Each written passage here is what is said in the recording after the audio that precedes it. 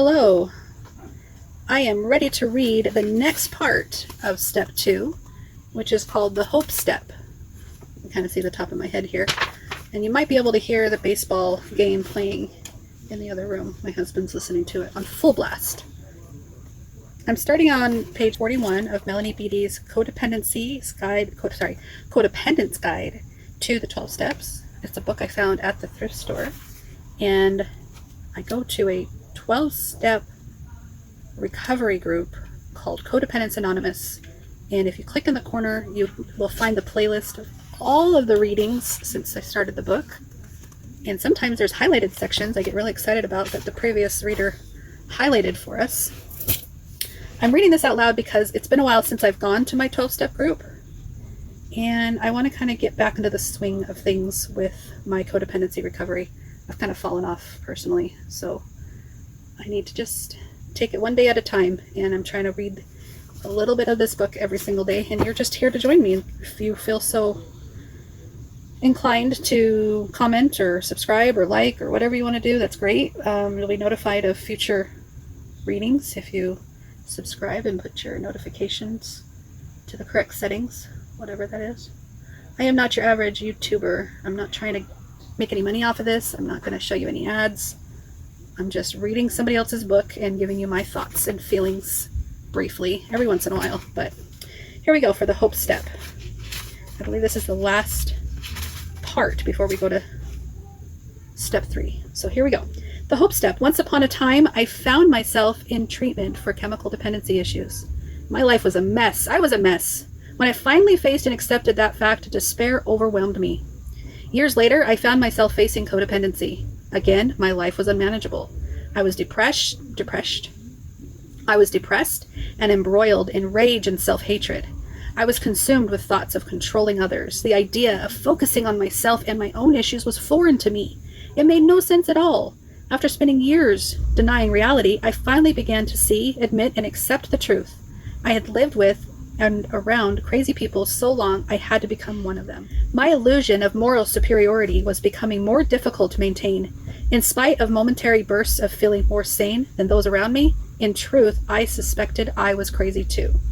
Both times in both those periods of absolute despair that had been recreated by... Let me try that again.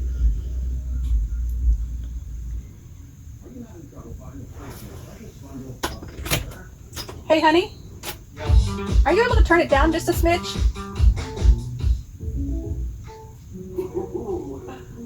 I'll be the judge of that. Oh. Searchable, verified reviews. That's better than the ham and everything. Booking.com. Yeah. I'll turn it down during the thing, but during the game. If Right. it's low, I'm going to turn it back up. Okay. Fair? Yeah. Okay. Are you in the kitchen listening or something? Right this second, yeah. Gotcha. Sorry.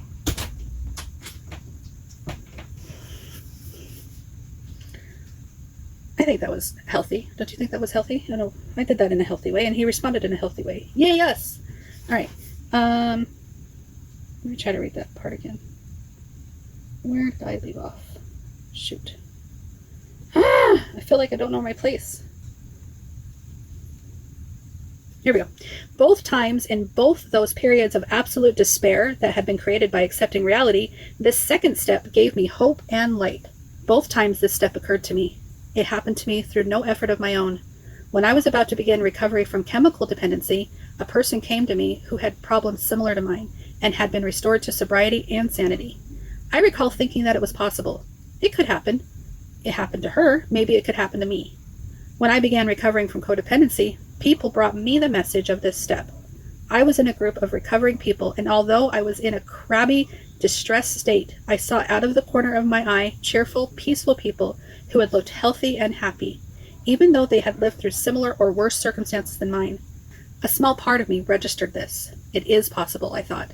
Those people are handling the same situation I'm facing, only they're handling it differently. Maybe that could happen to me. Now I come joyfully to this step, when I have the presence of mind to remember to practice it. And for me, practicing it means simply thinking about it. I let it pass through my mind and give it whatever degree of validity I can at that moment. I'm going to show you. This part is highlighted. Let's focus in on that. Can you see it? All right, I'm going to read that highlighted part again here. You ready? And for me, practicing it means simply thinking about it. I'll let it pass through my mind and give it whatever degree of validity I can at the moment. I use it when old negative beliefs and fears begin to control my life. I use it when I get tangled up in my shame and self-hatred and begin seeking a way to tunnel into the dark recesses of myself. I use it when I get absorbed in other people and their issues, what they're doing or not doing, and how angry or hurt that makes me feel. I have learned to accept my anger and hurt, but dwelling on them to the point of losing focus with myself, dwelling on them to the point of obsession, dwelling on others to the degree that I lose my balance and my thoughts are not my own. All of this can be a form of insanity in my life. I no longer want to lose my balance, at least not for long. I take this step, I think about it for a moment.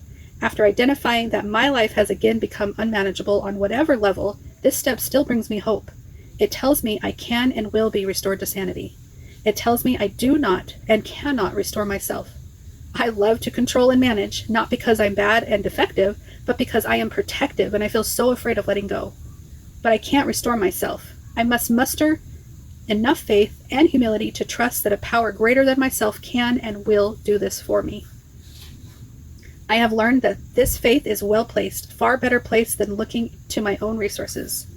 There is a gentleness, a harmonic flow that sweeps me up after I take this step. It sweeps me into a way out of my confusion, even when I cannot see that way. It takes me out of my internal chaos and my stubborn insistence that I must continue in the old way. Even though that way is destroying my spirit, it opens me to a better way. When I tire of efforts that do not work, when I am hopeless, when I am tangled up in unmanageability or compulsive efforts to control something that I cannot, then I become ready to take this step. I become ready to accept and admit the truth that I am powerless. Things appear unmanageable, either in work, family, relationships, love, finances, or any area of my life. And it's time to come to believe. It's time to turn to a power greater than myself for help. I have been using this step for 17 years now. It has never failed to work for me. In fact, I'm not certain that I turn to this step. Often it turns to me. It settles into my awareness like a gift, a way out of my chaos, like a loving father saying, "Child, would you like to try this? It might help you feel better." The thought comes gently, sometimes in the form of, "Why don't I get myself to a meeting?" Sometimes it appears as a friend calling, gently talking about the program. Sometimes I pick up the phone and call someone. Sometimes it's a personal affair between that power and me. A tremendous battle takes place within me on a regular basis. That battle is between that part of me that insists that if I try harder, I can control things and extricate myself from any mess, and that part of me that knows there is a higher way, a way that will lift me to the levels of thinking, feeling, and behaving beyond what I could accomplish on my own. This step works whenever I turn to it, whenever I let it, and sometimes when I don't do it, it finds me anyway. Breathe deeply. Believe that a power greater than ourselves can restore us to sanity. Be grounded on that new level. By believing, we create the space for that to happen. We stop empowering the problem and begin to empower the solution, one that will be given to us. Do not worry about how this will happen. Do not worry about when it will happen. All we need will be given to us, done for us. We are in the process of becoming changed. All we need to do is believe.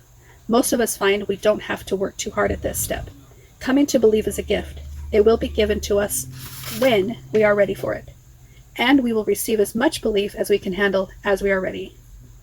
We are asked to have faith, not forever, but for one day. At times we may need to take it 1 hour at a time.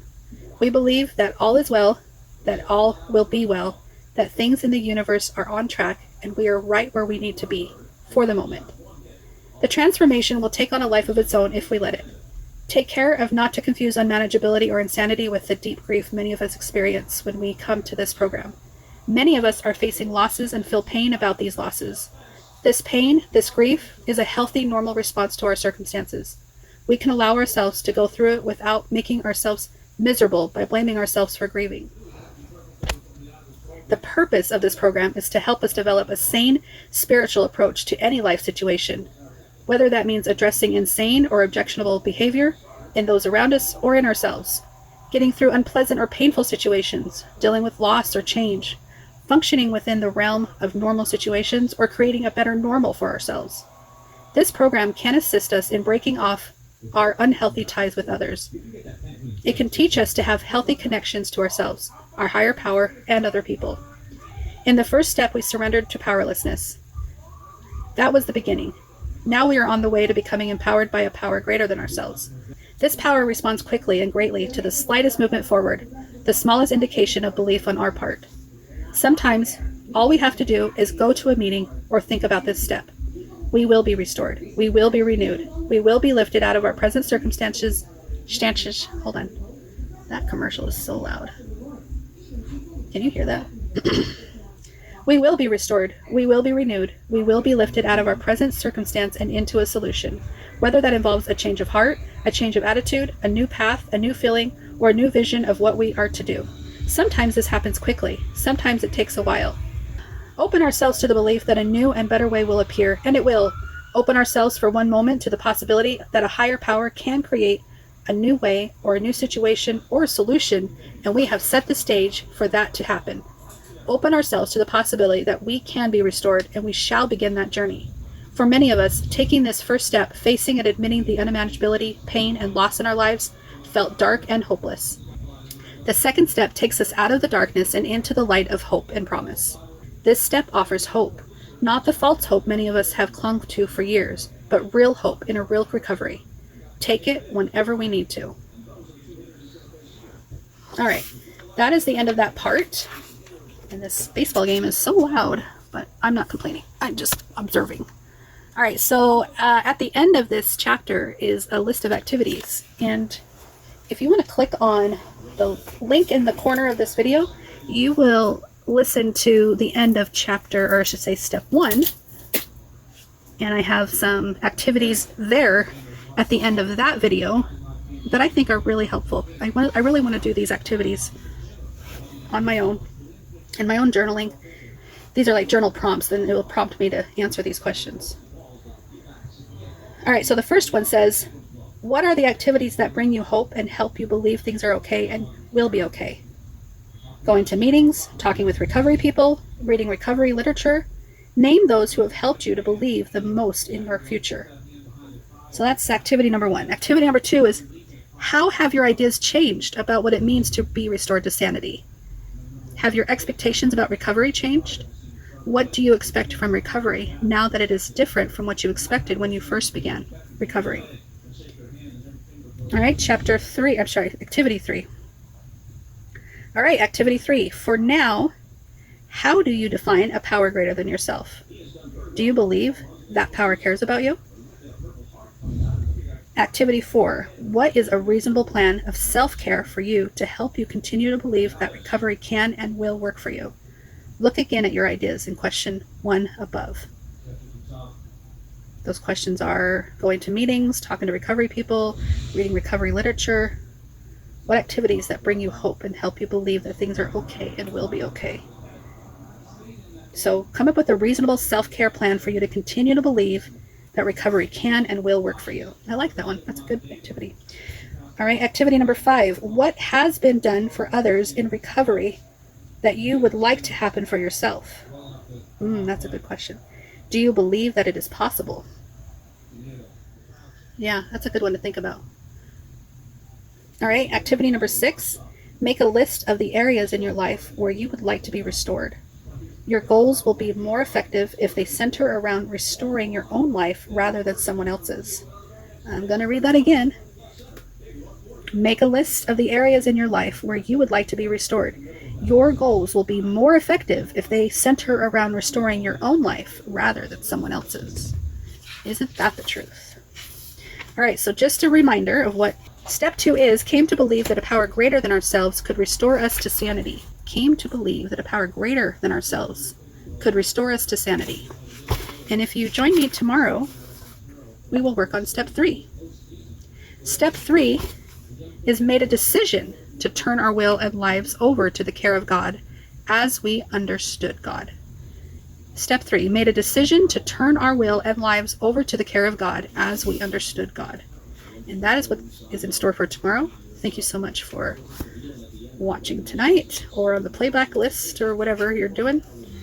And yeah, I'll talk to you tomorrow.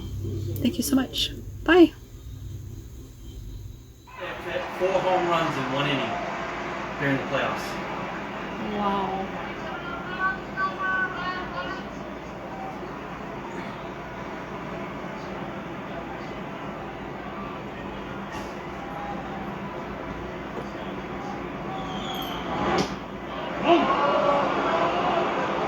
The Dodgers have gone to the postseason 11 straight years, winning the division 10 of those 11, and the one time they didn't, they won 106 games.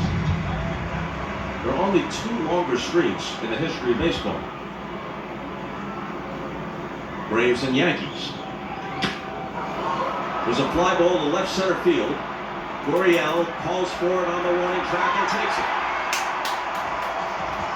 Despite those gaudy achievements during the regular season, there's been a whole lot of postseason disappointment.